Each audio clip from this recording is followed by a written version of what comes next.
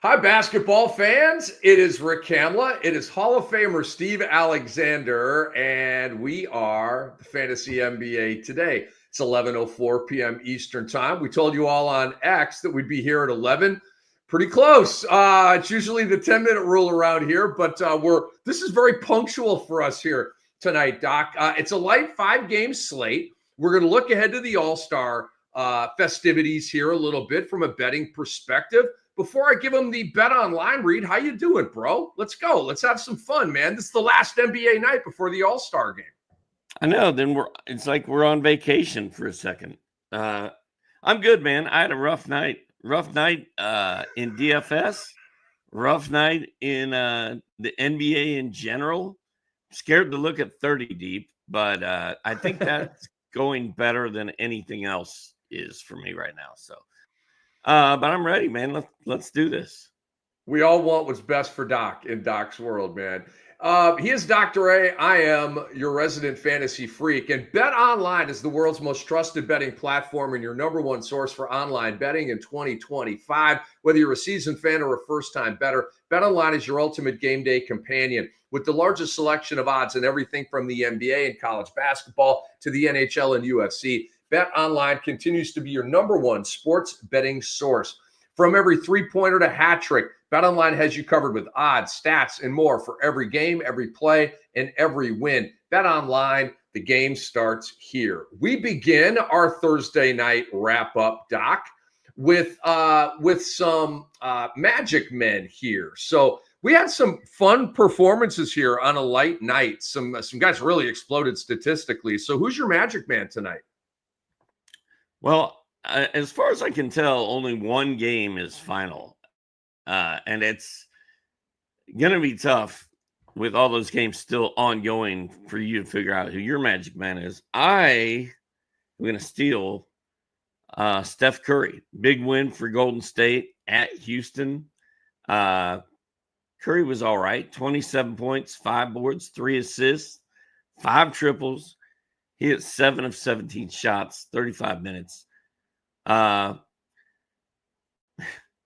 Steve Kerr's still starting weird stuff game to game. It's different every game. You never know who's playing. But Curry was solid on a night when there weren't a lot of huge box score numbers to choose from, although I do see that the Sacramento Pelicans game is over as well.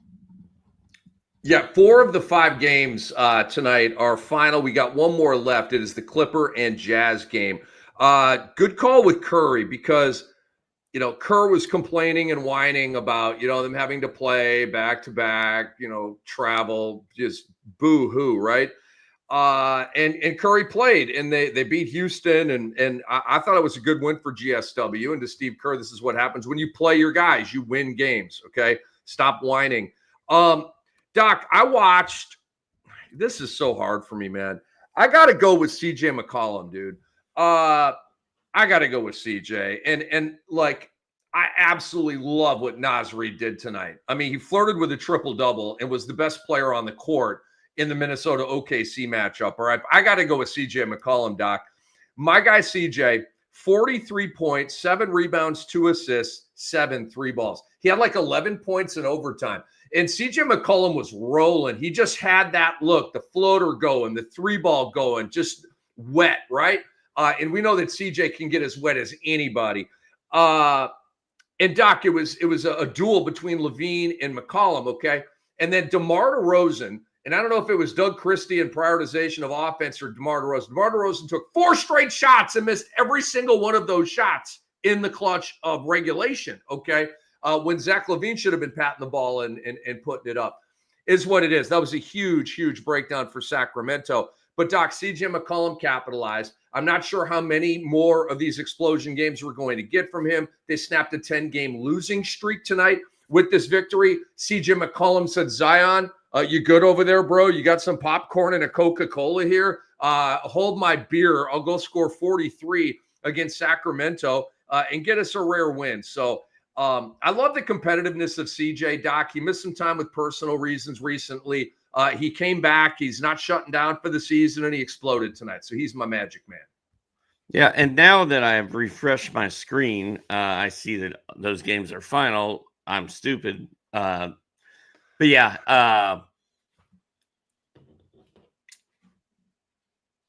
McCollum was incredible tonight, and that's a big line for him. And he's got a chance to really go off down the stretch if they shut people down and just let him play. He's by far their best offensive player left standing. At this point, even better than Zion, and Zion ain't gonna be standing much longer either. But he's the victim.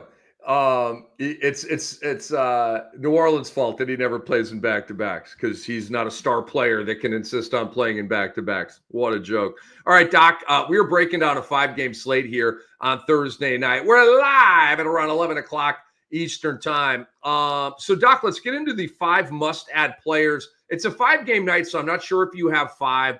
I was able to cobble together a pretty decent list here. So take us into your list here on the waiver wire, your must-add guys tonight, and if it's 5. I've got Khalil Ware on the list in case he was dropped in your league after he was such a hot pickup. Now, the Heat were without Bam Adebayo. They were without Andrew Wiggins. So it was sort of a hodgepodge Heat players cobbled together the stat line tonight in their loss to Dallas. But Khalil Ware, when he gets the opportunity and when Bam is not in the way doing so much, he's really good. He had 17 points, 9 boards, a steal, and a block. Didn't hit a 3, but he shot 3 of them. So I think Khalil Ware is still a guy that people want to have going down the stretch here. Keon Ellis of the Sacramento Kings, I think, is another guy that coming off his best game of the year tonight, he was 3 of 10, 7 points, 3 boards, a steal, and 3. But he played 23 minutes. He's still a big part of what Sacramento does. Sacramento plays a tight starting rotation, and it's squeezed Keon Ellis out of every night success. But I'm telling you, man, he's an injury away, like a Zach LaVine hamstring away from becoming a fantasy stud. Don't say it. Don't say it. I'm not wishing ill on Zach LaVine. Max Christie. Why don't you pick somebody else on their team? Why's it got to be Zach, man? I'm sorry. I forgot you love Zach. Why's it got to be Zach, man? I'm sorry. Go ahead. I'm sorry. You got Khalil Ware and you got Keon Ellis. Who else you got? I'm going to throw Max Christie on the list again. He's probably on your list. He seems to be one of the hotter pickups right now. 19 points, 5 boards, 5 assists, 3 steals, a block, and 3 triples for Dallas. Of course, no Kyrie. All the big men are hurt. But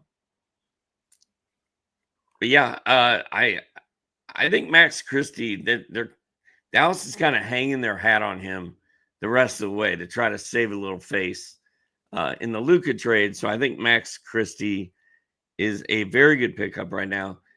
And then another guy that I don't know we don't know what his final number is going to be because the game's not over. But Chris Dunn started again for the Clippers.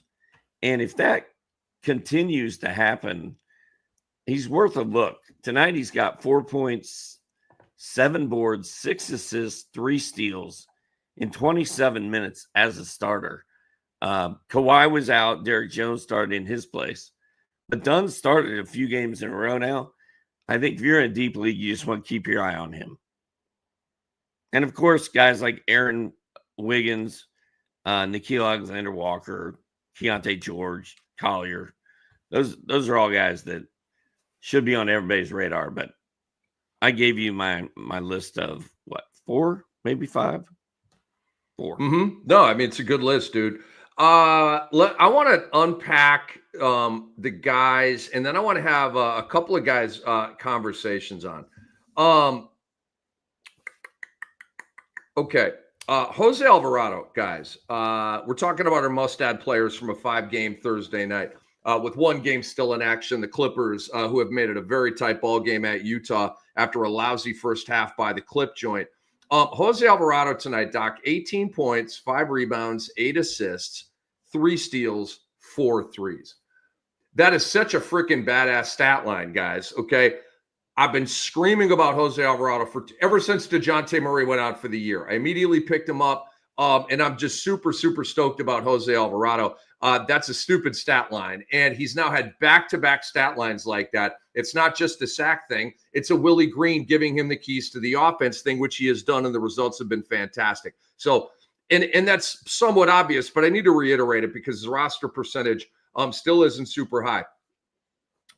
I worked with Tim and Mikey on the Hawks podcast. I went on their Hawks podcast earlier tonight.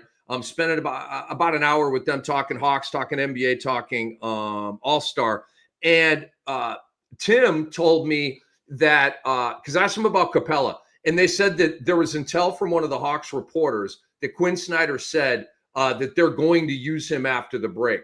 So, because I was like, what's going on? And they're like, don't drop him. He's going to come back and play for the Hawks. He'll probably take Larry Nance's spot as the backup to Okongwu, okay? So he's a guy you might like if Capella gets 20 minutes, and he was raging off the bench before they kind of mini shut him down to try to trade him. So I wanted to bring that up with Capella. So Capella, Jose Alvarado, Isaiah Collier, okay? I mean, again, hello. He's still on waivers. He's still right there for you to go pick up. Doc, I'm looking at the in-game box right here. Clippers up 103-102 over Utah. And Isaiah Collier has 12 points, 8 assists, 3 rebounds, 3 steals, 3 threes. I mean, for the love of God, this guy's a freaking animal, okay? So I wanted to mention him. Sorry, I get fired up when I talk about Isaiah Collier. And then 2 guys, Doc, and just so I'll give you 1 and then 2 I want to talk about with you, okay? Makovich of New Orleans. This is why we're excited about Makovich. 13 points, 5 rebounds, 2 assists, 3 blocks, 2 steals, 1 3 over 27 minutes. Emisi picked up an injury tonight, Doc. And so what it was going to be is when Zion Williamson is licking wounds, you play Makovich, and he's going to give you a big stat line. And then when Zion is in there, Makovich is a bench guy, and he's just a streamer, right? But with Misi getting hurt tonight, maybe now they have no choice but to play Makovich. And here's the 2 guys I want to talk about. Ben Simmons, okay? You have brought him up several times this year, Doc, and I have poo-pooed it, and I have laughed at you, and I have scoffed, okay? The in-game box right now for the Clippers and the Jazz shows Ben Simmons playing 20 minutes off the bench. He's at 10, 5, and 5 with 2 steals. Okay, there's not going to be any threes. Don't even look at that category. All right. I tweeted this out a little while ago, Doc. I kind of like Ben Simmons on the Clippers as a backup. I don't know if you saw that tweet, but like I was totally off of the Ben Simmons Brooklyn thing, but he's with Ty Lue. He's with kind of a bunch of gangsters out there with Kawhi and Powell and Harden and Zubats. Like they got a crew. And now they added Ben Simmons. Like, I kind of like that off their bench, dude. Blending in, playing multiple positions, being positionless, all that good 2025 stuff. And he's got a pretty good little stat line right now. I felt bad about leaving Alvarado off my list. I do not feel bad about leaving Ben Simmons off my list. So I know, he bothers both of us, right? Okay, but like, there's no like renewed thrust and oomph with him in a Clipper uniform. I don't know. Kawhi was out. Derek Jones started. That's a good game. Clippers are up 1 with 4 minutes left. I mean, Ben is always intriguing, but it's got to be a points league, or it's got to be in something, because he doesn't block shots. He doesn't hit threes. He can't shoot free throws, although somehow he was 4 out of 4 so far tonight. He's inspired. He's tough, though. I mean, he's tough to have on your team. He would be a keep your eye on guy for me. Okay. I agree. I completely agree with that. Just wanted to bring him up, right? It's Ben Simmons. He's in a new spot. I do, from a reality standpoint, I mean, I really, really, really, I'm not being funny here. I really like Ben Simmons as a backup with the Clippers, trying to make a playoff push. He may be a difference maker in a playoff series, right? You got a guard who's humming, and they, sick Ben Simmons on him, and he takes a bot out of him and wins a game for the Clippers. Like, I could see all of that happening, okay? And then one other guy, Doc. We had an absolute explosion by Dante Exum tonight. And I understand that Kyrie Irving was out, Doc. But we know Jason Kidd loves Dante Exum. Started him a bunch last year, right? And Dinwiddie, I think the previous game, Doc, Dinwiddie played 8 minutes off the bench or whatever it was. I gave up on Dinwiddie, but I looked at the box and was like, how? As shorthanded as the Mavs are, the yo-yo with Dinwiddie just drives me crazy. So I bring up Dante Exum tonight, Doc. 27 points, 3 rebounds, 4 assists, 1 block, 2 steals, 2 threes, made 11 of 13 shots. And again, Jason Kidd loves him and feels good about him in the starting 5. Is Dante Exum a must-add pickup? How are you evaluating that? I'm not going to call him a must-have player. Kyrie Irving was out for this game, and that's kind of a big deal. Klay Thompson out. Good point. So, yes, Dante Exum. Also, Exum did all that, 27 points in 24 minutes. But he couldn't miss tonight. He had 11 of 13. That is extremely fluky. He's another watch list guy for me. If Klay and Kyrie are back after the break, and they will be, if Exum is still doing stuff, then he'll have my attention. But to me, he's just kind of like Dinwiddie right now. He's a better version of Dinwiddie. Yeah, because he's going to have small games and big games, and then you're going to have Najee Marshall with a small game or a big game, and Dinwiddie, and it's going to be that Dallas soup that we talk about a lot here. Klay Thompson has risen above that soup in recent games, which has been kind of cool to see. I just, because it was such a big stat line, I wanted to address that with you, Doc. Okay, let's move on to drops. Do you have, it's a 5-game Thursday night here. We've got Utah and the Clippers still going on. Do you have 3 drops tonight, Doc? Were you able to hodgepodge together 3 drops, or what you got? What I wrote down, and I was doing this at halftime of all the games. Davion Mitchell is not going to get it done. If you somehow picked him up in one of your leagues, he's Davion Mitchell. Doesn't matter what jersey he's wearing, what city he's playing in, he's still Davion Mitchell, and it's not going to end well. He got a huge opportunity tonight for the Heat. 38 minutes, led the team in minutes. 1 for 4, 5 points, 0 rebounds, 4 assists, 2 steals. Come on. It's Eric Snow reborn. And then the other guy I wrote down was Jonas Valanciunas. If you're somehow sitting on him, the big man, the big center, although Dallas or Los Angeles could probably use him right now, it's just not working out for him backing up Domantas Sabonis. 14 minutes tonight. I don't know why you would have Valanciunas on your team, but if you do, drop him. And then, as I said last night, Alex Caruso got hurt again for the Kings last night. He's having a terrible season, an incredibly disappointing season. Cut bait and go find a hot free agent. That's Steve Alexander, FSWA Hall of Famer. I am Rick Kamla. We are supported by our great producer, Andre Lemouche. We are the Fantasy NBA Today. Guys, go to your favorite app store and download the Sports Ethos app. Do you like NBA blurbs in your face on your phone, as in player news? Who's scoring, who's not scoring, who's injured, who's in, who's out? We need all of this information. We're about to hit, we're in the stretch run. We're about to hit the playoffs, okay? It's never been more important to have that information. Go to your favorite app store and download the Sports Ethos app. It's easy, it's free, and it's awesome. So check that out. It is Cam, it is Doc, and it is Andre with you. Drops for me. Okay, we got to have a Steve Kerr conversation. Screw you once again, Steve Kerr. For Doc, Buddy Hield plays like a rock star for 4 straight games. They're winning with him. Steph and Jimmy Butler and Buddy Hield spacing the floor with the 3-ball game. And he's hitting point overs and 3-ball overs. And it's all happening, okay? And then, Doc, Buddy Hield on Wednesday night against the Dallas Mavericks, went out and authored up a dud. Because that's what shooters do. And that's what home run hitters do in baseball, Doc. Guess what? They go 0 for 4 every once in a while. You know what I'm saying?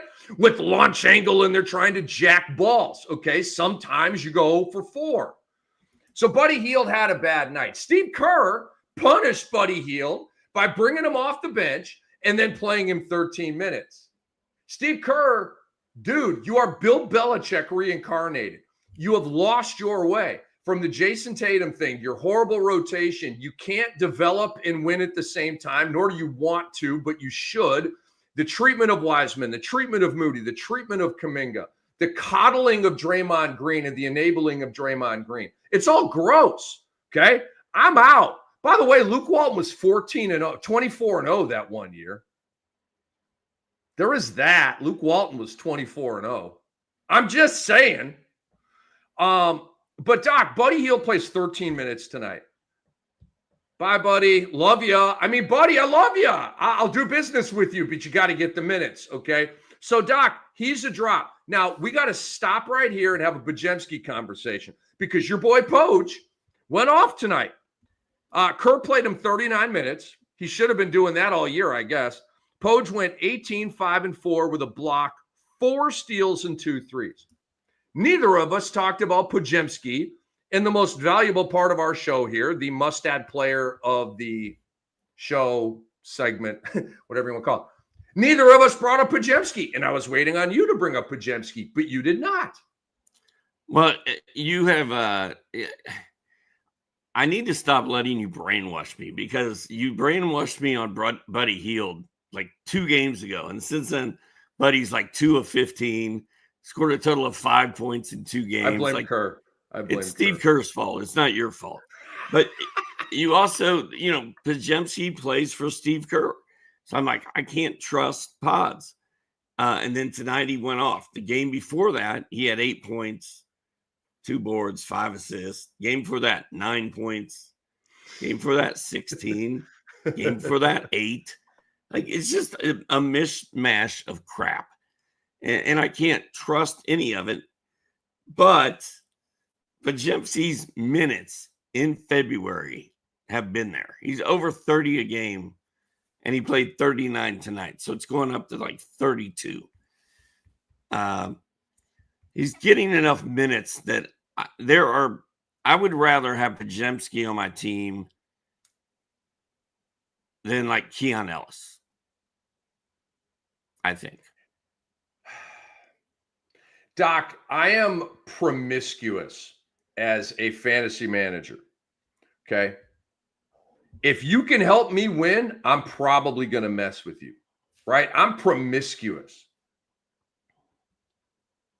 But not with Steve Kerr and his guys. It's principle. I've had to draw a line, Doc. I can't do it anymore. Why didn't you didn't draw that line a week ago? You went all in on Buddy Hield. But then I thought, like I did. I thought the Buddy Hield thing was looking good. I thought he was kind of certifiable for 30 minutes a game. And Steve Kerr gave you a box of chocolates and some flowers. You're like, oh, I kind of like Buddy Hield now. You got a Valentine's Day, bro. Gotcha. Got him. Oh my God. The box of chocolates and a bouquet of flowers. And then Buddy dipped out and skipped town and left you hanging. Unreal. He left me hanging. And now I'm out with the boys drinking bourbon, watching a UFC match. That's my life right now, based on the end of that. Oh my God. Isaiah Collier is still scoring, by the way. He's still putting up numbers. Chris Dunn is limping. Who? Chris Dunn looked like he was limping as he walked to the bench. Collier just hit 2 free throws. It is a tie game with 45 seconds left. Have you picked him up yet? Please set your alarm tonight if you're in like Yahoo leagues like you should be and like a lot of us are. Set your alarm for 3 a.m. tonight. Wake up, pick up Isaiah Collier. Or don't. I mean, it's your fantasy life. But the guy, we've been screaming at you for like 2 months about Isaiah Collier. What's his roster percentage, Doc? It's like 28%, 32%. It's tiny. The guy flirts with a double. He's like a mini Rondo. His stat lines remind me of Rajon Rondo. Collier, by the way, Rajon, oh, go ahead. What I was just about going to say Rajon Rondo was a fantasy stud. At times, sometimes. Collier, 40% rostered in Yahoo. Ooh. Not bad. Impressive. He should be rostered more than that, but that's pretty good. All right. The other drops here, Doc, and I'll speed us along here a little bit. Cam Whitmore played 10 minutes tonight, scored 6 points. Some guy named Nate Williams was out scoring double figures for Houston tonight. That didn't make any sense to me. God bless him. Kelly Olynyk. There's probably nobody who still has him, but if you're like, man, he might play, and remember that run with Houston, just forget all that. It's all washed away. Flush it down the toilet. And Duncan Robinson. Duncan Robinson was a starter doing about 12 points and 2.5 threes. That's dead. So it's not a great list. Usually with more games, we have a little healthier list, but that's it. So, Doc, let's now shift into some buy low guys. And it could be your top three because it's a 5-game night. It could be a shorter list, but who you got? I have a short list. I want to start off with not a buy low or sell high, but just in case you don't know, Aaron Holiday's big game for the Rockets tonight was a total fluke. Do not buy into it. He scored 25 points, played 37 minutes, had eight boards, 4 assists, a steal, 2 threes. That is very fluky. It's related to people not playing, and you should not buy into that nonsense because Fred VanVleet was not out there. Tari Eason was not out there. So don't bother messing with Aaron Holiday, even though he had a good game. A week from now, we won't remember that this happened, and we may not see it again. Buy low, I would say Jalen Williams, Rick, is a nice buy low target right now. I roll emoji. I still love Jalen Williams. He would be so much better if he wasn't playing next to SGA. That's all I'll say. But he has lost a little bit of his luster because he is in the shadow of the big men and SGA in Oklahoma City. Still a 3rd round value, but you might be able to trade him somebody and get a deal. I don't know. I just feel like he's kind of a buy low guy. We cover him all the time, I feel like, and Rick's like, yeah, he's over the last 2 weeks, he's all the way down at 75 or something. So anyway, and he didn't do anything crazy tonight. He was solid. What was his stat line? Let me pull that up. Jalen was 8 of 17, 20 points, 3 boards, 5 assists, stealing a block. Nothing to write home about. Buy low on Jalen Williams. And then Amen Thompson. For those Houston. No, not Amen Thompson. Naz Reid. Naz Reid had a great game tonight. He's probably no longer a buy low. But what makes him kind of a buy low guy is he's playing at a big name level, but he doesn't have a big name. Like, people who have Naz Reid on their team may not even fully understand what they have. And with Julius Randle out for a long time, in my mind, I think Naz Reid's going to ball the rest of the way. So I think he's a good guy to target in a trade right now. I like it, bro. I got 3 guys. They're all hurt right now. I think Fred VanVleet, PJ Washington, and Jabari Smith are all good buy low guys right now. Fred VanVleet and Jabari Smith are going to be back either right after the All-Star break or very soon after the All-Star break. Jabari Smith, after a slow start, was starting to get it rolling a little bit. So, I mean, it's a low-dough offering here, okay? You're not offering up much to get a Jabari Smith. I think at this point, the Fred VanVleet manager would be happy to get an offer on him. And Fred VanVleet's going to give you the 16 points, the 6, 7, 8 assists, the 2 to 3 threes, the 1 to 1.5 steals. I mean, he's going to do Fred VanVleet stuff. I love his fantasy stat profile. So try to go pluck him. PJ Washington, has an ankle injury. He should be back after the All-Star break, Doc. I don't know. I mean, they haven't released a lot of information about it, but there's no like re-eval 2 weeks out and all that kind of stuff. I think they're just getting him through the break. I don't know. I'm just kind of planning on PJ to be back right after the break, after another week off, right? And so you think about, and we're going to get to this Gafford news here in just a second. They don't have Anthony Davis. Maxi Kleber's in LA, and he already, broke a bone or whatever that was.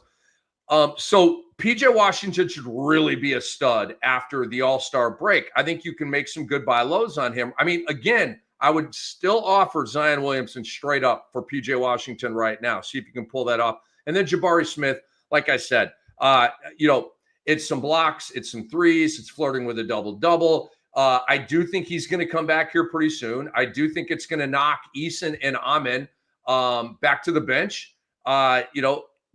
Brooks is going to start. Green's going to start. Van Vliet's going to start. Jabari's going to start, I think.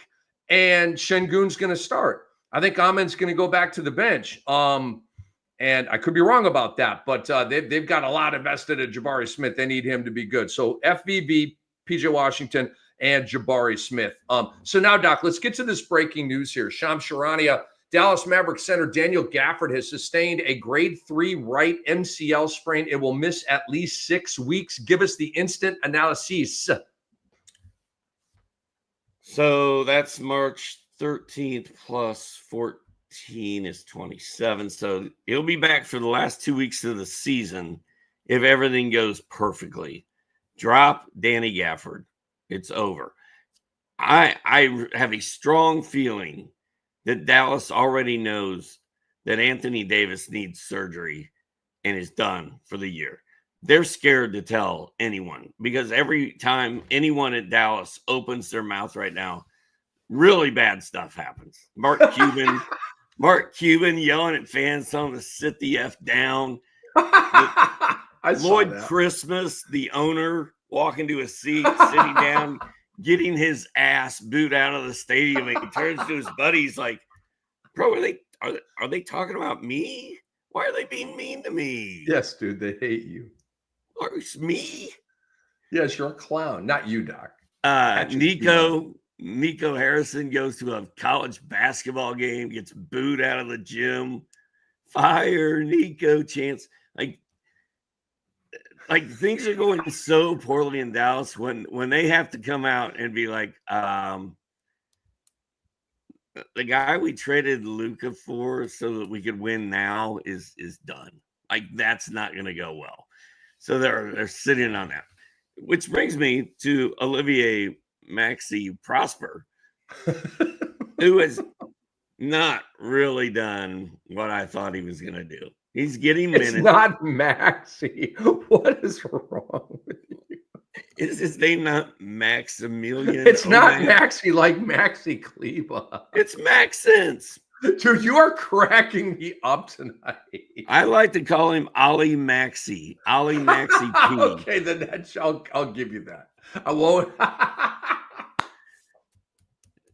They lost at one Maxi, but they have another Maxi and a Max. Lots of Maxes going on in Dallas. But Prosper played 23 minutes, 10 points, 3 boards. It's not what I was hoping for. Dallas beat Miami tonight somehow, but you cannot keep winning without any big men on your roster, and they really don't have any. So I don't know how that's going to work. It's not good. I'm dropping Daniel Gafford 100%. If I'm out of IR spots and I feel like I have to cut Anthony Davis to have a shot to make the playoffs and stay alive, I'm cutting Anthony Davis. Yeah, that's where I'm at. Like we talked about. If I'm backed into a corner and I've got a man game thing and I'm in a quarterfinal matchup, that's the only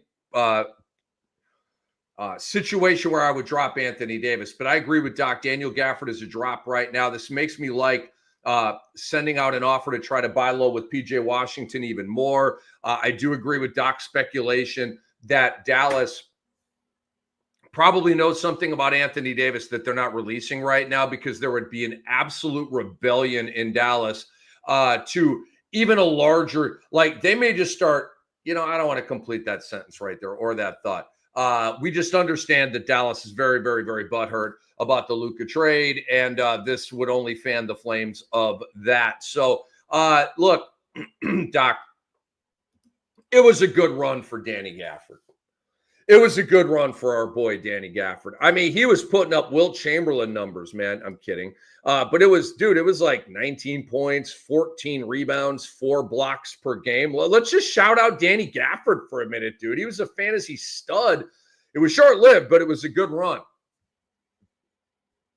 Oh, yeah. He was great, man. He was playing really, really well. I think had he done what he did the last couple of months throughout the entire season, there would have been maybe a little all-star talk for him. But he's obviously not there. But he was playing well enough. He's one of the more underrated fantasy big men in the game. And he's been that way for a few years now. I forgot to tweet out the show link, Rick, at the beginning of the show. Kind of mad about that. You go ahead and do that. You go ahead and do that, bro. So I don't look. I think the Gafford injury is going to create a situation, Doc, where Dallas goes even smaller. They don't have any choice right now. They don't have any bigs. Jason Kidd is going to just have to lean into what they have, which is a lot of depth at the small positions. It's probably good news for Najee Marshall. Who's the guy I was thinking about? Oh my God, on Dallas. He's escaping me right now. But it doesn't really matter. It's not like we already told you about Max Christie. Max Christie is going to be deluxe here moving forward. PJ Washington is going to be like their best big man. Yeah, he's going to kill it. That's what I'm saying. People should offer an offer right now. He's missed, 3 or 4 games in a row. See if you can steal PJ Washington. So we wish Danny Gafford well. Let's move on, Doc. Give me top 3 sell high guys based on the action that we saw in this 5-game Thursday night. What you got? By the way, the game is in overtime. Your guy Svi Mikhailiuk just threw down a nasty jam. Clippers up 1. Ben Simmons is playing in the overtime period with James Harden and Stormin Norman Powell. What world are we living in? Ben Simmons. My sell highs. I assume that's what you asked me, right? Yeah. Your guy, Andrew Wiggins in Miami, who did not play tonight, but how dare you? Rick is a drop Andrew Wiggins. I'm a try to move Andrew Wiggins kind of guy. Man, you ain't getting jack. You know what for Andrew Wiggins right now? Come on, bro. Yeah, I know. He wasn't playing that great in Golden State. Like, I feel like he's a better player in real life than he is in fantasy, maybe. I agree with that. I think that's a great way to put it. We have a sell high alert on Draymond Green, who had another incredible triple single tonight. But he did. He had 13 points, 4 rebounds, 8 assists, 2 steals, a block, a 3-pointer. I mean, that line's just loaded with goodies, right? Shout out to Golden State, by the way. They beat Houston. They own Houston.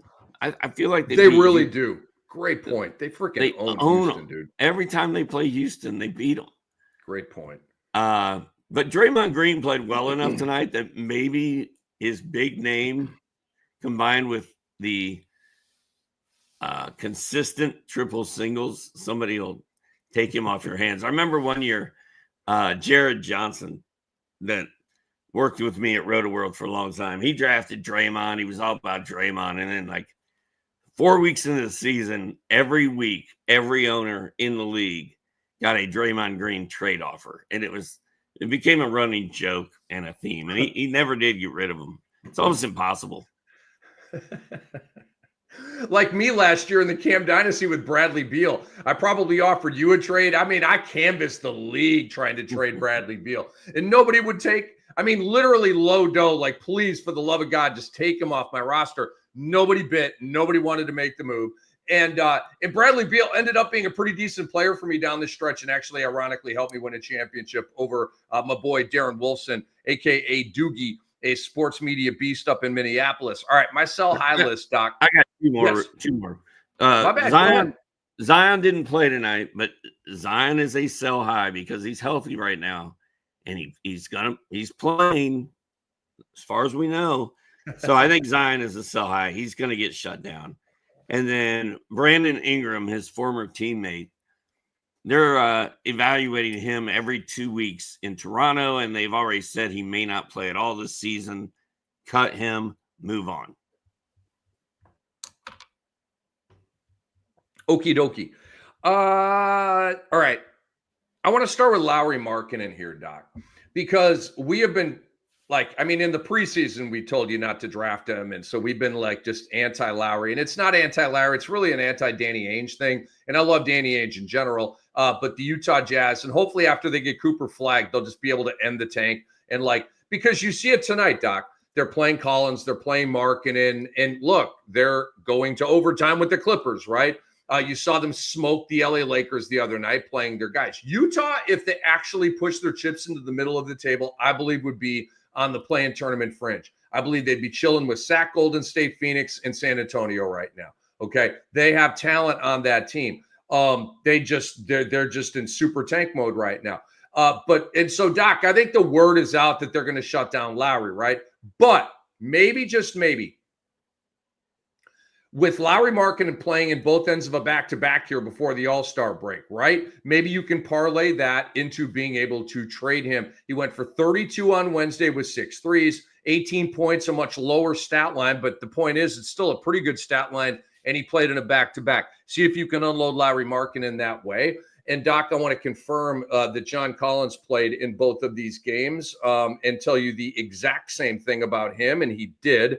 He was 17-8 with 2 blocks on Wednesday, 17-6 with a block, steal, and 2 threes on Thursday. I love me some John Collins. He's a fantasy stud when he gets the minutes, but both of these guys are going to get shut down. So the fact that they both played in a back-to-back, golden opportunity to shop them a little bit here over the All-Star break. And then I want to give you Kawhi Leonard, Doc. So we talk about Zion a lot, right? He's healthy. Try to trade him. Here's your opening, right? I feel the same way about Kawhi Leonard, not playing back-to-backs. The stat lines are okay, they're not great. So maybe somebody's a Kawhi fan. Maybe somebody's a Clippers fan, and they want to plug into that for the home stretch while you pluck a player off their roster that's going to play every night. So Kawhi Leonard's my other sell high guy here. Okay, Doc, where do we want to go from here? Hey, you want to hear something weird? Yeah, what's up? It looks like, for those that don't know, we the 30-team league that we're in, you play 2 opponents each week because you have to play so many games. You and I both won 6-3 this week in both of our games. 6-3, 6-3, 6-3, 6-3. Wait, whoa. All right, is it a 2-week joint in the Sportsline League, or is it a 1-week thing here for the All-Star? It says period 17 was February 10th to February 16th. So I am assuming, bro, it's over. This week is over. Yeah, period 18 begins on February 17th. So that's a new period. So they split up the All-Star break into 2 weeks. Yahoo makes it one big week. I like the splitting it up into 2-week thing better. And in Cam Dynasty, it's a 2-week joint as well, which I should probably change that. I don't know why I haven't.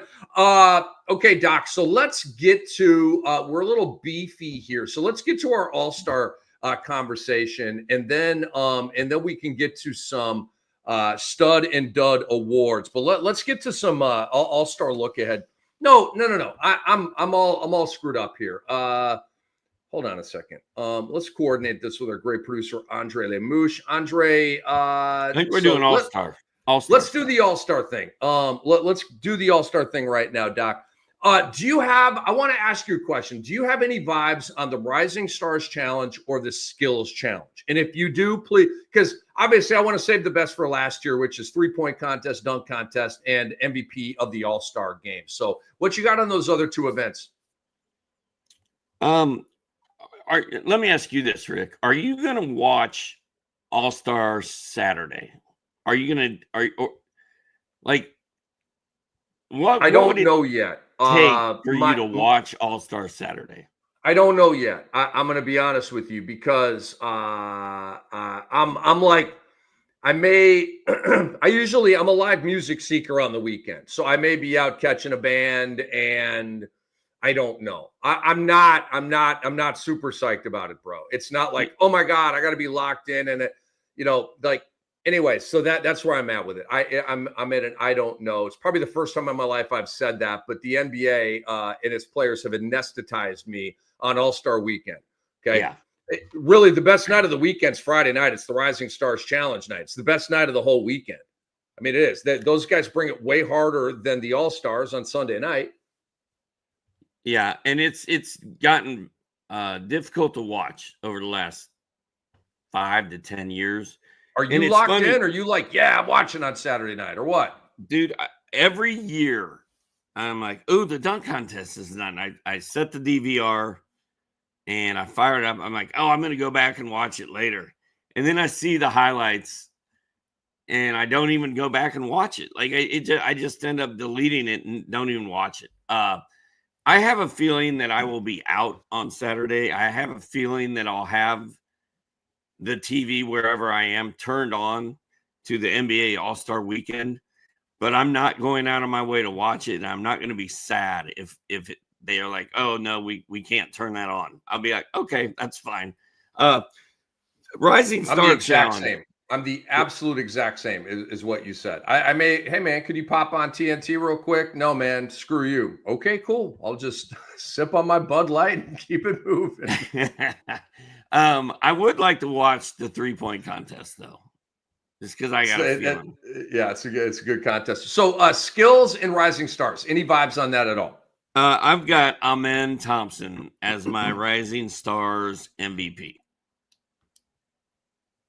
And I don't know why. Because he's the best player playing in that game, I think. No question about it. Let me piggyback you on that, okay? And this is going to eventually merge with an All-Star Sunday night conversation, but because the winner of the Rising Stars Challenge, the team that wins that, is going to play against the 3 separate All-Star teams on Sunday night. I actually do like that.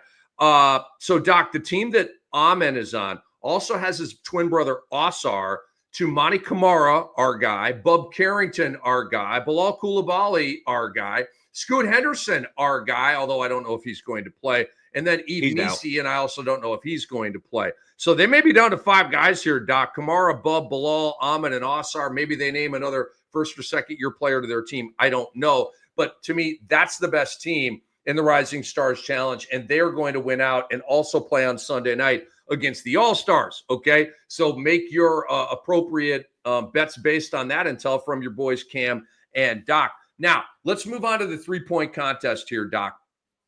I'll get the ball rolling here with us. You're not going to give me your CP3 Wemby combo at the Skills Challenge? I hate the Skills Challenge. But you're picking CP3 and Wemby. Is that correct? If you have a gun to my head, yeah, I'm a Wemby guy. I'll take Wemby. All right, me too. Let's move on. So the 3-point contest, I'm sorry, Doc. Like he was trying to set me up right there. We're kind of running late here, so I can't go on a whole soliloquy about how god awful that event is. I hate the Skills Challenge. Dude, Damian Lillard, pardon me. Damian Lillard is my pick here at a plus 360. Okay. And to me, the odds should be flatter than this. It should be like a plus 200 or something. And this is really good value. Put $100 down, you're getting 360 back on Dame doing the 3-point contest. I'm not sure he's really going to be pushed in this contest, Doc. He's won the last 2. Dame is a historian and appreciates the game. He wants to go Bird on this thing. Bird went back to back. The first 3 years of the contest. Nobody else has done that. I believe Dame would like to join Bird with that history. And then my dark horse is Darius Garland, Doc, at a plus 600. And I think Garland and Dame are going to be like the last 2 guys standing. But I think Dame is going to three-peat as the 3-ball champion. I also think that. He's also from that area. He's from San Francisco, I believe. Great. He's from Oakland, but yeah, that area. Great Oakland. Point. So he's going home. He's won the last 2.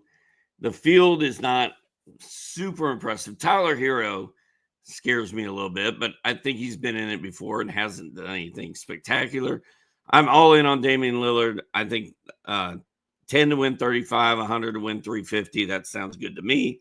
And then Norman Powell is my pick for the runner-up at plus 500. Norman Powell, dude, 42.5% from three. Earlier tonight on the podcast, Tim or Mikey were asking me. No, it was Tim. Was like, Norman Powell 3-point contest, and me and Mikey were like, bro, he's 42.5% on threes. Shout out to my new buddies Tim and Mikey. All right, let's move on to the dunk contest, Doc. You go first on this one because you've already kind of hinted at it, but give us the full official. Let me give you the odds real quick. Buzelis is at plus 650. Castle's at plus 800. Andre Jackson's at plus 650. And Mac McClung is a prohibitive favorite at minus 220. Who you got? Yeah, McClung at 220. I mean, why would you do that? Why would you bet that? Like, that's scary. And the dude, I mean, if he dunks like he did the last 2 years, he's probably going to win. But I've just got this funny feeling about Matas Buzelis at plus 650. 10 to win 65, 100 to win 650. Give it to me. I feel like Buzelis is going to win the dunk contest, and he's going to become a hot fantasy pickup shortly thereafter. Doc has been saying this for a while now. So I've got Stephon Castle, Doc, and I believe that there's going to be a little bit of a I'll table that last thought. I'll just stick to the dunk contest.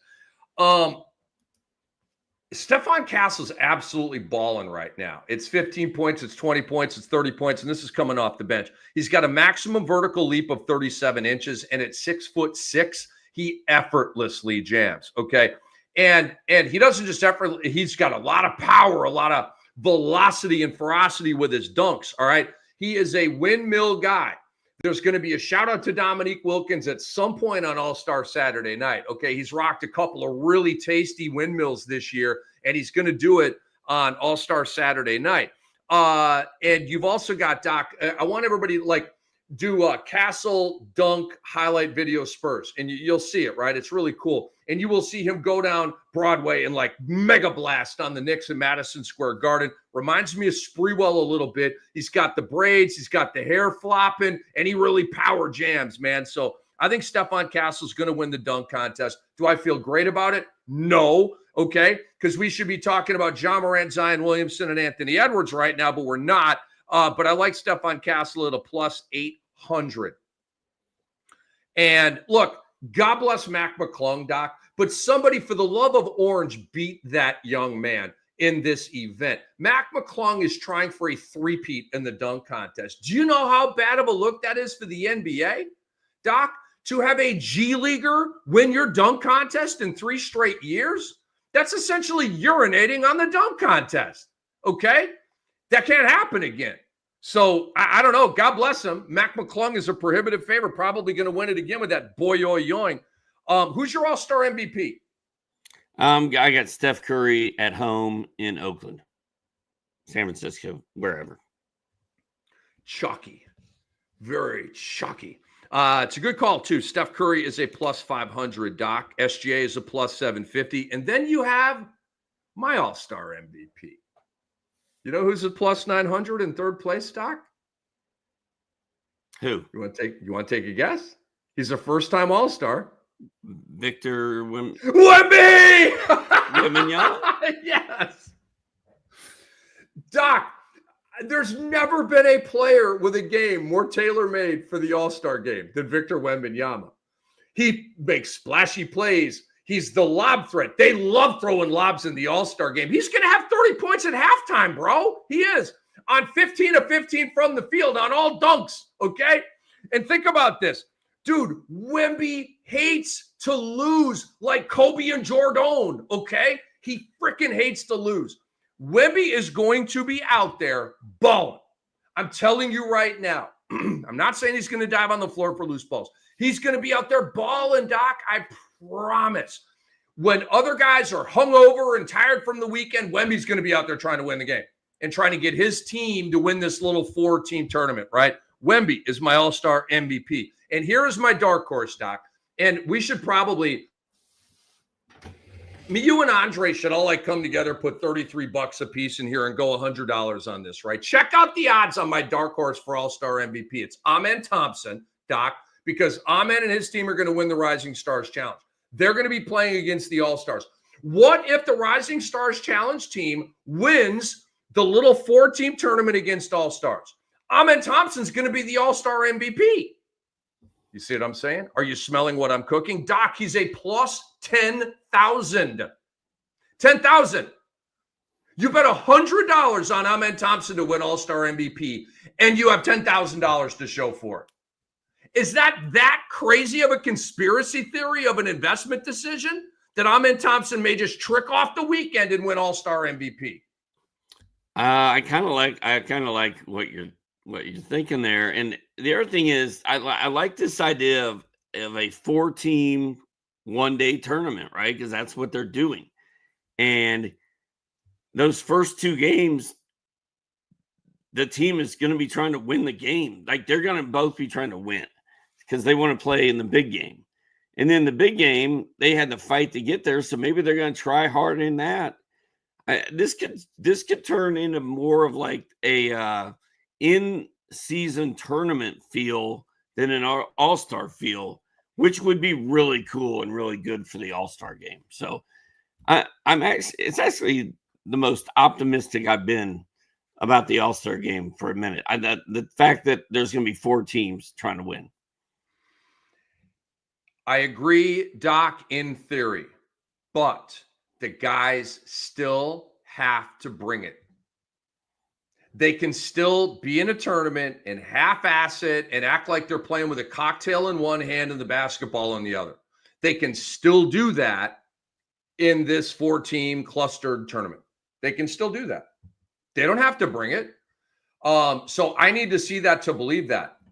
The NBA had to make a change. The game was completely flushable. And I blame the players. I'm still mad at them for ruining the All-Star game. It's one of the traditions of our game, and it has been flushed down the toilet because of the laziness and the entitlement and the empowerment of NBA players of today. It's gross. Oh, we're afraid to get hurt. Give me a break, dude. Give me a break. Dude, they play in open runs all summer in Los Angeles, right? The Drew League, you go to the Rucker, you go to the Washington, D.C. run, right? They play, they run, they jump, they get off the floor. We don't hear about that. You're going to, ruin and kill the All-Star game because you're afraid to get hurt. It's an excuse. Bull crap. All right, Doc, let's get into our stud and dud awards of the night. As it's a final, the Clippers 120-116. They get the victory. Good come from behind win by the Clippers, dude. They absolutely sucked in the first half of this game. They were in a little bit of a hole, like down 10 or whatever it was. And they, in the fourth quarter and in overtime, took care of the Utah Jazz, 120-116. You got 20 apiece from Filipowski and Markkanen. Isaiah Collier, 16 with 8 assists, 4 steals, 3 threes. And James Harden, 32, 10, and 7. Whoa, Norman Powell erupts for 41 points. Just want to give you a live update on all of that. So Andre Lemouche, our great producer, comes up with the stud and dud awards of the night. Top performers tonight, Doc. Naz Reid at number 3. 27, 12, and 7, 1 block and 3 threes. Zach LaVine, who got iced out by his former Chicago Bulls teammate DeMar DeRozan at the end of regulation tonight, to the tune of a loss for the Kings. 32, 2, and 10 assists with 3 steals and 5 threes. Let's go, Zach. And James Harden, line of the night. 32, 10, and 7, 3 steals, 2 blocks, and 5 3-balls, Doc. Anybody else you want to mention here or any comments you want to make about our stud awards of the night? Dude, I was getting whooped in 30 deep, and then today happened. I have Norman Powell, I have James Harden, I have Derrick Jones Jr., and they all kind of went, well, Powell and Harden alone scored 73 points with tons of stats, 10 3-pointers. And we just came from behind and kind of kicked. But I'm fighting with Brewski and another guy to get that final playoff spot in 30 deep. So the double 6 and 3s for me was huge. That might put you in first place. Shout out to Norman Powell. You're my guy. I've been with you all year, bro. Thank you for doing what you do. Thank you, Kawhi Leonard, for not playing tonight. I appreciate that. Anytime you want to take a day or two off, you just let me know and we'll set it up. No problem. You crack me up, bro. I want to shout out LP Şengün for playing 2 back-to-backs here. Yeah. After having the back injury, like he can see up. No, he's playing. Okay. I love LP Şengün. He's a warrior. Who else did I want to call out here? Domantas Sabonis, dude. 22, 28, and 5. Those numbers don't make sense. He had 28 rebounds tonight, and he's not an all-star. Such a bunch of garbage. And that's it. Okay, so let's move on to our top waiver wire performances. Dude, he doubled up on your double call. He did. Didn't go 10 and 10. He went 20 and 20. Did Zubats hit our double that we foretold? He did not. Zubats? What the hell, dude? Bro, like for real, what the hell? 10 and 8 in 25 minutes? What is that? Well, the Jazz don't have a center. Walker Kessler is out. There's no reason for Zoo to be out there. I guess you're right. Good point. They went small. Good point. Dude, Ben Simmons is looking really picky-uppy, dude. Go get him. Go pick him up right now. I'm just saying 12, 8, and let me get the stat line out here. 12, 8, and 6, 1 block and 3 steals. Dude, in 27 minutes. And he was with the finishing group. He played in overtime. I'm just saying, bro. Go get him. I might get me some Ben Simmons through the back door, because I've been throwing him off a cliff for 2 or 3 years now, and now I'm like, you're on the Clippers. It's looking kind of different.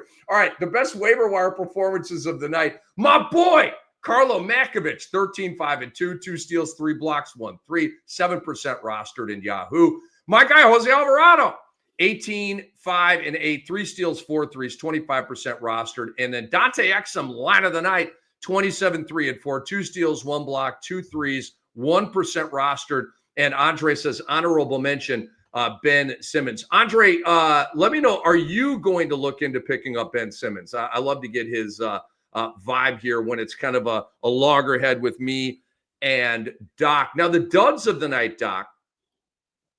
Number 3, Buddy Hield. Thanks, Steve Kerr. 2 points, 1 steal, 1 block. My man had 2 points tonight. Oh, my God. Nikola Jovic, your guy, Doc, number 2, 6, 1, and 1. Ouch, babe. And number 1, Jalen Green, 9 points, 2 threes, and was terrible tonight. So any comment on our duds of the night, or anybody else you want to throw under the bus? Jovic has been pushing my buttons lately. Like, come on, dude. Like, Jaime Jaquez started. Jovic came off the bench. Bam didn't play. Who else was out for them?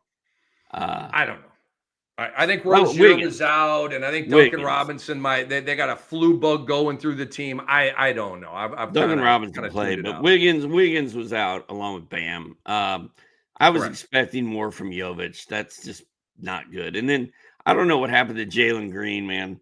And this will be when Brewski will be on here.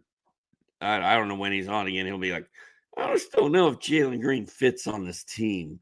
He had a bad night. He'll be fine. And that's why we saw what's his face, Aaron Holiday go nuts. Jalen Green is fine. Do not panic on Jalen Green. At all. Andre says, Ben Simmons probably doesn't get as many minutes with Kawhi around. I would stream him, probably not holding. I understand. We're sort of like walking into the Ben Simmons thing. We're not running into it, but he definitely, I mean, that's a goodie line right there. He definitely has my attention. So the next episode will be me and Brew on Monday afternoon, according to Andre Lemouche. I don't like, Doc, I just want to call out, the teams or the players who didn't play tonight. Okay. Like, oh, it's back-to-back. It's all-star, like Dallas, right? And they won the game. But no Kyrie Irving, no Klay Thompson, no Bam Adebayo, no Andrew Wiggins. I don't like it. These guys could have played tonight. Steve Kerr was whining. Andrew Slater put something out, and I quote retweeted, stop whining. and compared Kurt to Belichick in terms of losing his way. Because he's like, the NBA in its infinite wisdom, schedule us an 8:35 game and we have another game the next night. I mean, dude, these guys have a full week off after this back-to-back, okay? Get the pacifier out of your mouth and stop complaining. Well, I mean, give me a break, dude. It's so annoying. So I just don't like that, okay? The guys that played in the second of a back, every single team and player that played tonight played in the second of a back-to-back because all 30 teams played on Wednesday, okay? So love all of you guys that went out there and played your asses off tonight. Doc, and then I just wanted to kind of throw under the bus SGA and Ant-Man. And we love them, but they both stunk tonight, dude. SGA didn't hit the point prop over that we talked about. We talked about, Ant-Man. Ooh, it's a sexy opportunity for Ant-Man. Ant-Man was typical underwhelming Ant-Man tonight, okay? Like he scores 40, and oh my God, here comes Ant-Man. He's swelling like a tsunami wave, and then he drifts back into 10 for 33 mode, dude.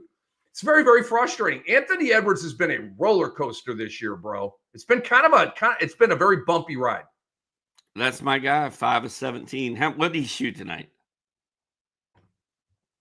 Let me look it up. It wasn't good. I think he had 24 points tonight. I mean, like I said, Naz Reid was the best player on the floor. Anthony Edwards, 23 points, 5 of 18. My God. I said 5 of 17. Dang, dude. So close. Yeah, you were right on it, dude. Literally, he's 5 of 18 tonight. Every time I look, 7 of 21, Unreal. 5 for 18. Same thing. SGA did not play well tonight. He did not shoot it well.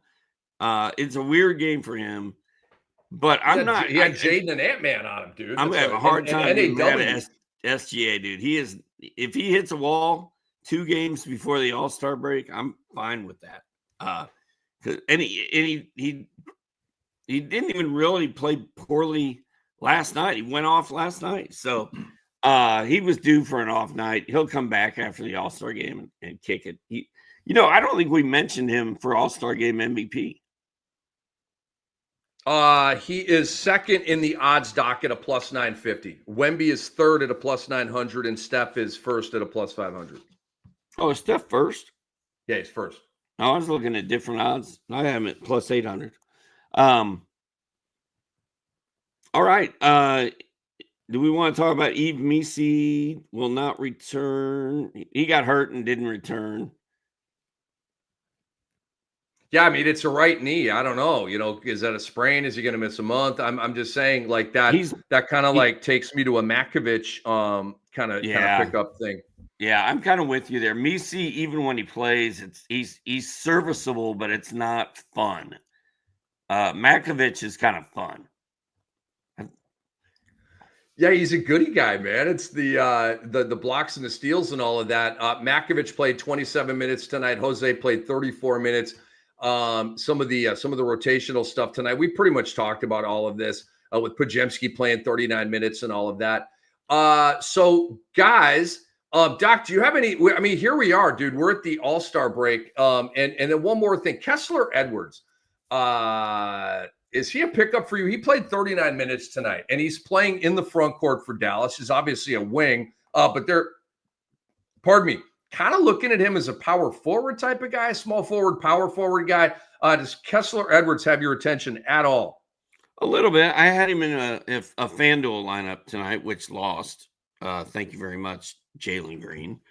But yeah, I mean, I was watching an interview with Jason Kidd while we were on the air. I couldn't hear his voice.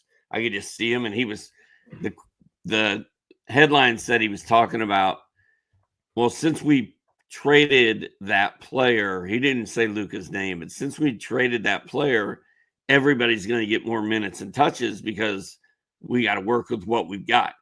So first of all, why is he not calling him Luka? He's not even allowed to say his name now. Kid may be banned. It's a muzzle. Banned from saying his name. Secondly, I don't know how many times you've seen Jason Kidd since Luka was traded, but the dude looks like he's going to cry every time I see him.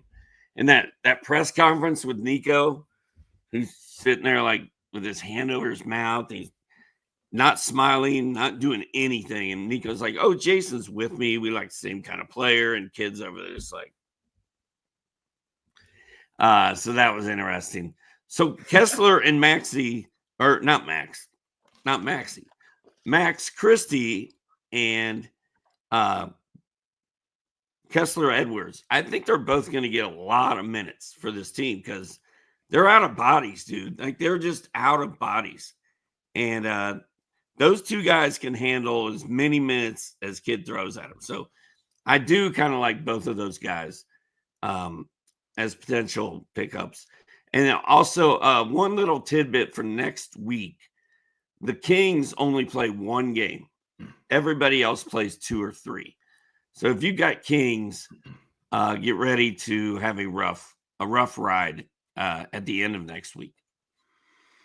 Good intel, bro. That is FSWA Hall of Famer Steve Alexander. I am Rick Kamla. And just a couple of notes here before we get out of here and take you into All-Star Weekend, because we are here. The festivities are on, and guys are partying already. And pardon me, having a great time out in the Bay Area. So before we get out of here, a couple of reminders here. Please subscribe to the Fantasy NBA Today podcast and leave us a 5-star review. Subscribe to the Sports Ethos YouTube channel. Give the video a thumbs up. Check out sportsethos.com and subscribe. Also, our MLB draft guide is out. I've got an article coming out soon that will literally help you print championships. Okay, so check that out. Me and Brew will be back on Monday at about 1 p.m. Eastern time. And with a very special episode of the Fantasy NBA Today podcast, right after the B150 gets released. So watch for us on Monday morning. I will be up with my show as well. But guys, we appreciate all of you. We are going to hang around after I sign off here and answer some questions. So don't go anywhere. Okay. For Andre, for Doc, I am Cam. We appreciate you all. Enjoy All-Star Weekend. Try to get into the events. Maybe spend more time with your kids as opposed to watching basketball. I don't know. But I do know this. This episode was proudly presented by BetOnline. Thank you.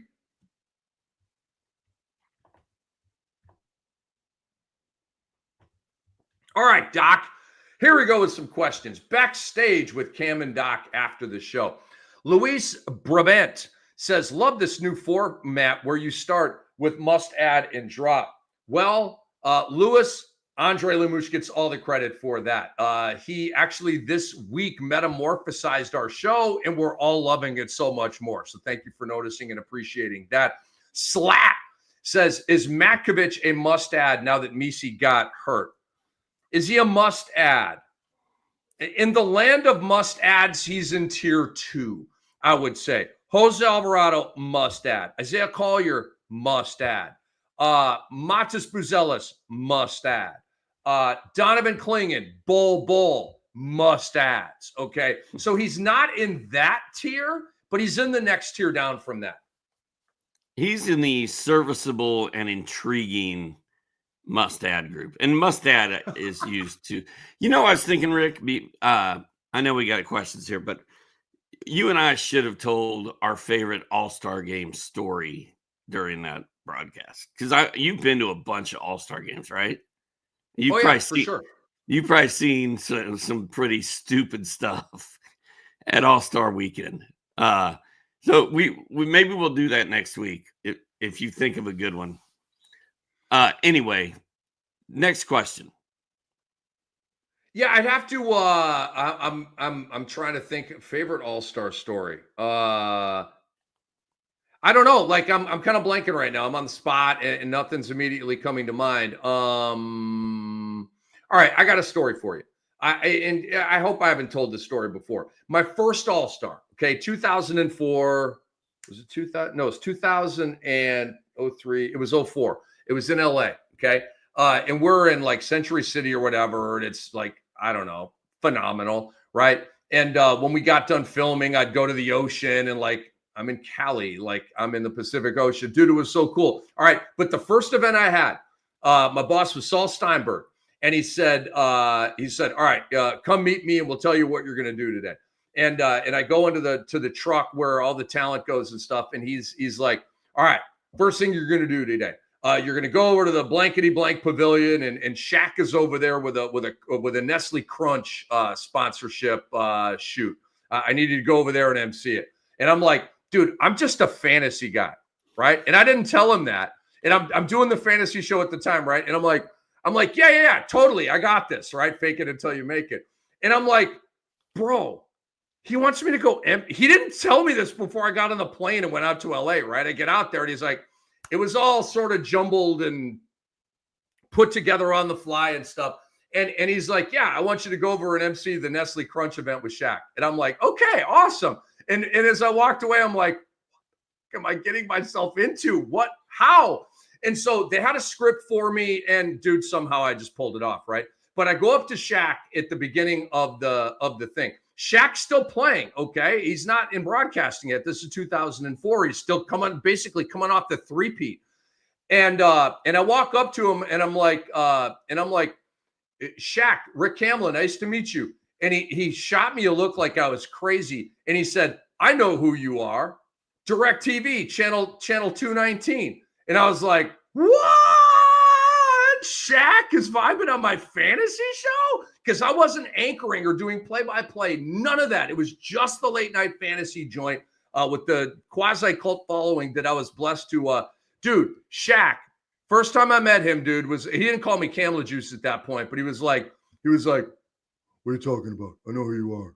DirecTV 219. I was like, oh my God.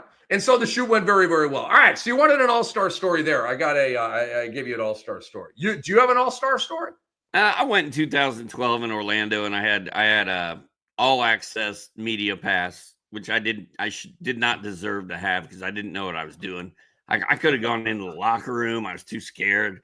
I'm walking around on the court with Katie and Shaq, just kind of hanging around with my pen and my notepad to look like I was doing something, but I was just fanboying out. And I think the highlight of that weekend was I ended up in the elevator with Woj at one point. I ended up in an elevator with Kevin Hart and his kids. And then I had breakfast with Frank Isola in the media lounge like Sunday morning.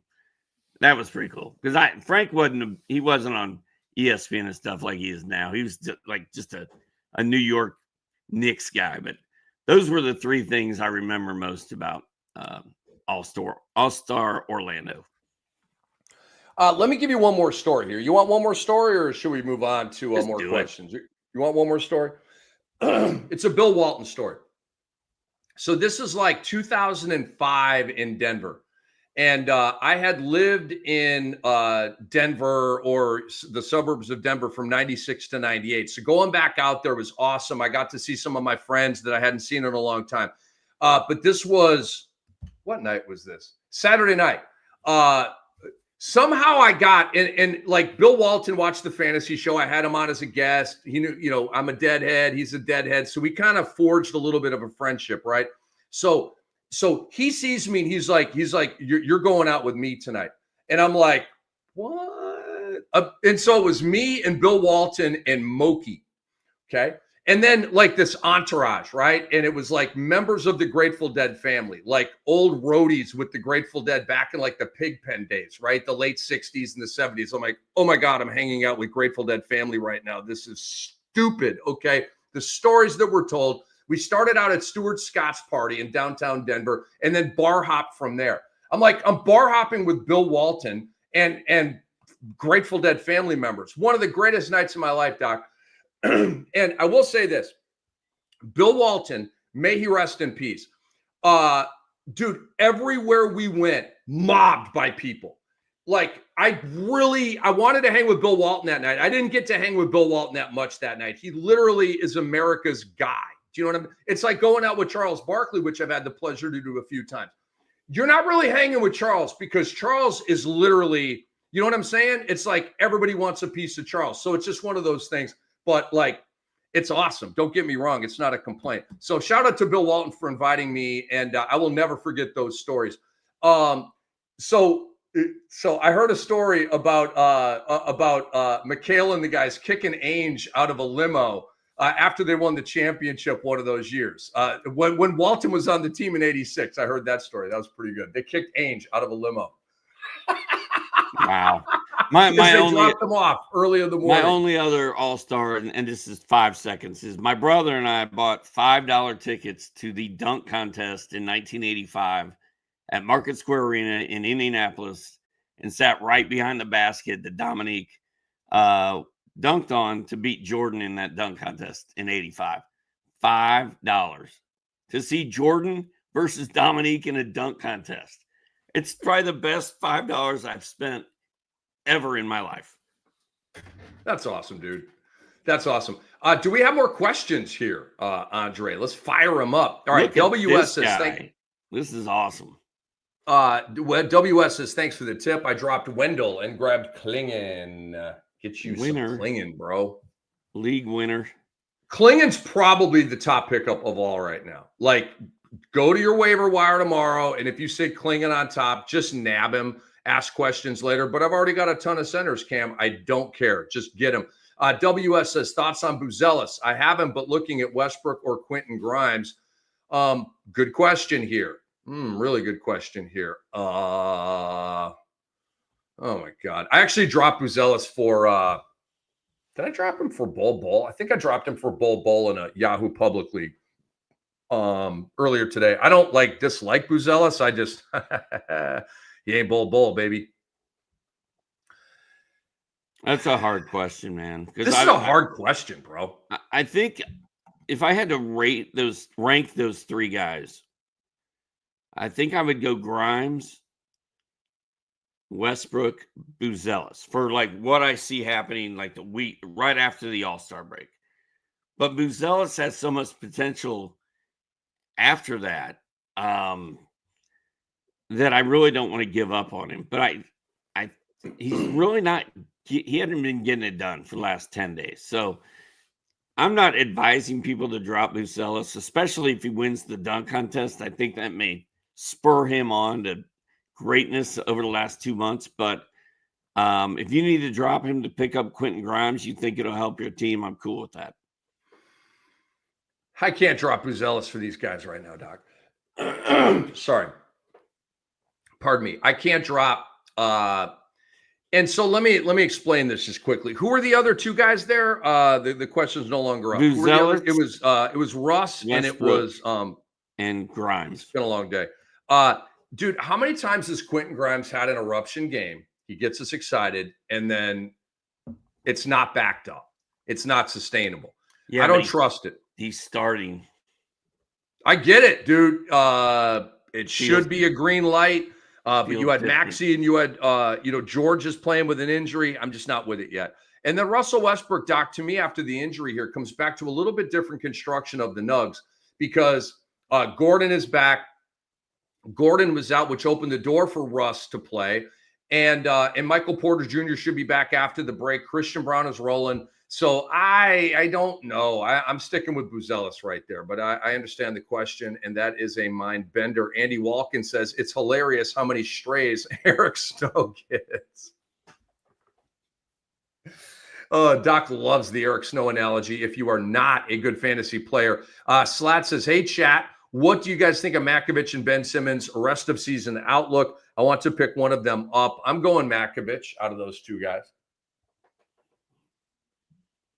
Definitely Makovich for me. Hey, we can't just gloss over this Eric Snow thing. So if you played fantasy hoops for the last 30 years, like Rick and I have, there was a time that Eric Snow was the starting point guard for Cleveland, and he was getting 35 minutes a night. My philosophy is if a guy's getting 35 minutes, he's probably going to do something in those 35 minutes.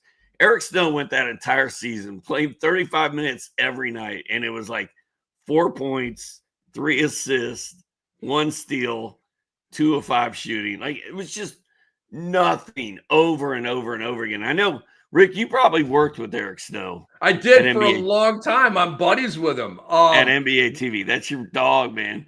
I don't know Eric Snow. Didn't he have a reality show for a while too? Wasn't he on? I don't know. The Housewives. His wife was I don't know. He was in Atlanta, so you might be right about that. Housewives of Atlanta. Eric Snow's wife. But no, I mean, Eric Snow was famous in my mind for playing a ton of minutes, and you knew who he was, and he never did anything except he was on good teams. That's all I got. Well, he was a good player in reality. It just didn't translate to the box score. Tayshaun Prince was a great player in reality. It just never translated to the box score. Tony Allen, great player in reality, never translated to the box score. There's some guys like that. All right. WS says, I have Makovich on watch list, especially if Misi is out. I may drop Goga for him. I would drop Goga for Makovich. I would just do it now. I would do that right now. Joseph Kim says, y'all think Pojemski is an ad, can never trust Kerr's words, LMAO, Doc. Depends on who you're dropping, but he might be. I mean, I don't trust Kerr at all at this point, but if he's going to play pods 30 minutes a night, I kind of want Pojemski on my team. So it depends on who you're dropping. But he was playing Buddy Hield 30 minutes a night, and that was a fun ride for 4 games. I'm just saying, I don't trust it. He's going to put Pojemski in his starting lineup in a week from now. Steve Kerr's going to move on to the next mistress. He is. Like, I mean, dude, he's butterflying around the bar trying to pick everybody up. It's a joke. I can't stand it. Worst rotation in ball, worst rotation Doc and I have ever seen in our combined 75 years of playing and reporting and covering fantasy basketball. Slat, is Kuminga a stash for points leagues? Sure. If he's on your INJ, why drop him? If you're losing man games about it, you should drop him. But yeah, just move him to your INJ. It's that simple. Yeah, I agree. I don't let him take up a regular roster spot, though. Yeah, man. You go first on this one. Wayne T. Good evening, guys. Was offered OG for my PJ Washington. Doc, what do you think? I think you hold on to PJ, man. OG's got to deal with a newly defined Precious Achua, as well as 5 other Knicks who play 40 minutes a night. Meanwhile, PJ's going to be out there playing center, power forward, and small forward. So true. In a 3-man lineup for Dallas because they only have 3 players left. If PJ's healthy, I want PJ. If PJ's going to miss time, then maybe make the trade. But I'd rather have PJ Washington in a vacuum. So PJ Washington was on my buy low list tonight. And this is an example of that. The OG Anunoby manager is skittish, as Doc said about Precious Achua. He is trying to sell high on OG, albeit while hurt, while buying low for your PJ Washington. Don't do what the other manager wants you to do. I'm always fearful of being offered a trade because that owner thinks he's getting over on me somehow, some way, if I just accept that deal. If I haggle and negotiate a little bit, then that's different. But if you just take that first deal, unless it's like, oh my God, I can't believe this guy just offered this trade. He's so stupid. Boom, go take the trade. But this is a buy low attempt on PJ Washington when you should be holding on to him. Wayne T, thank you for the question and checking us out. Thoughts on Diabate after the break, asks Neil P. I think Diabate is going to be fantastic after the break. I'm holding him through the break. Same. I think he's locked in that starting job. I don't think they brought Nurk there to start. I think it's Diabate's job until the end of the season. Ooh, Neil P with a good follow-up. Diabate or Matkovich, rest of season, head-to-head points. So in points leagues, what I found, Doc, and I'm in a couple of Yahoo public leagues just because it's like candy. It's like throwing M&Ms in your mouth. I don't know. It's like a Minecraft game or something. It is like child's play a little bit. Dude, I'm not even bragging right now, dude. I'm like 32-1 in my 2 public leagues this year, Doc. I've 1 loss. I've won. And dude, the one game that I lost, okay, I'll tell you why I lost.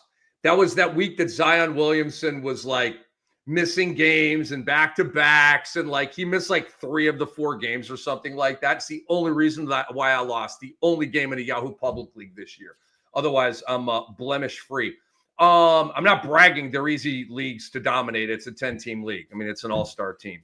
But so you're always looking to get guys at the floor, at the bottom of your roster that are at 30 points or better. Who do I like? I like Diabate more to stay at that level than Makovic. Same, but I don't. I mean, I would take either one, but I'd rather have Diabate. I just feel like Diabate is more locked in. But man, I mean, the Pelicans are on their last leg, so yeah, I'm going to say Diabate. Slat says, Mark Williams, will he play again? I don't know. He will not play again for Charlotte, which means he's not going to play again this year. And I don't rescinded the trade. Why wouldn't he possibly play again for Charlotte if he's their property? Because they broke his spirit. Is what I'm hearing. He's like, I'm out. I'm not doing this. Everything I've read has said he's not playing again this year. Oh my God. I'll go with you there. Because I don't know for who the hell knows. I mean, what's going on with the trade? Is the NBA reviewing it? I presume Adam Silver will be asked about it. It is his all-star, big press conference. Hey man, what the hell's going on with the Mark Williams Dalton Connect trade? Could you please tell us what's up with that? And Connect is playing again. He's back, and he's playing this weekend at All-Star Weekend in the kids game, the Rising Stars. So has the league just moved on? Another hookup for the Lakers here after they had buyer's remorse? No, I think the league is probably still looking into it.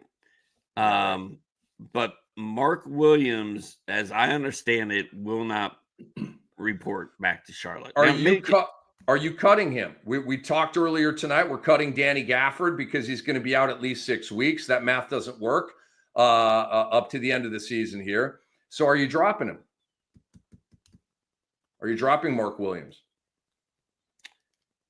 I'm going to wait. I'm going to wait till we're playing games again next Thursday. And if he's not, if there's no reports about him coming back by then yes, I'm cutting him. Okay.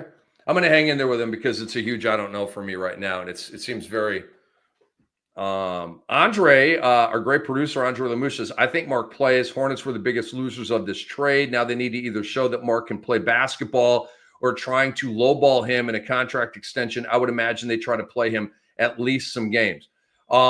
Interesting theory. Again, I'm here for all of it. I'm just sort of consuming it right now because I just really don't know. This is uncharted ground in terms of a trade to rescinded. Now he's in purgatory with his current team. Maybe it's not unprecedented, but it's extremely rare. And I can't remember the last example like this. Slat asks, is Jovic a drop in a 12-team points league? Yes. Yeah, it depends on who you're picking up, but yes. Paul Marvin Go, Bull, rest of season, worth using #1 waiver priority and dropping Edey for him. Doc, you first. Oh, this is your guy, Edey, and your guy, Bull. This is tough. I'm going to say yes, only because I'm not really on the Edey train. But it's a tough one. That's tough. This one's not tough for me. This one's not tough for me. I don't know why you're yawning. It's only 12:40 a.m. I don't know either. I'm on a Bull thing, bro. With a bullet. Okay. Come on, man. Edey versus Bull right now. Stop it. Go get you some Bull. Paul Marvin Go.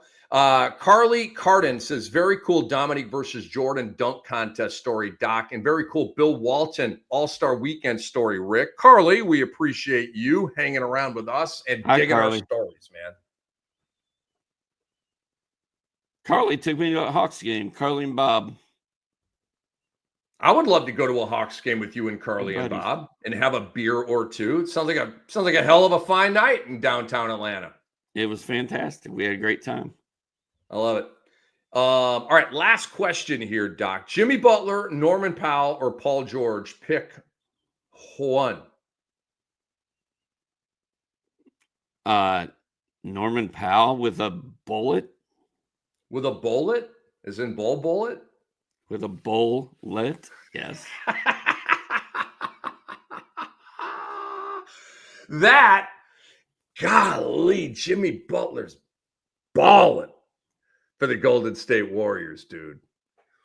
A man named Norm. God, Norm's been killing it all. I got to stay true to Norm, bro. I got to play the loyalty card.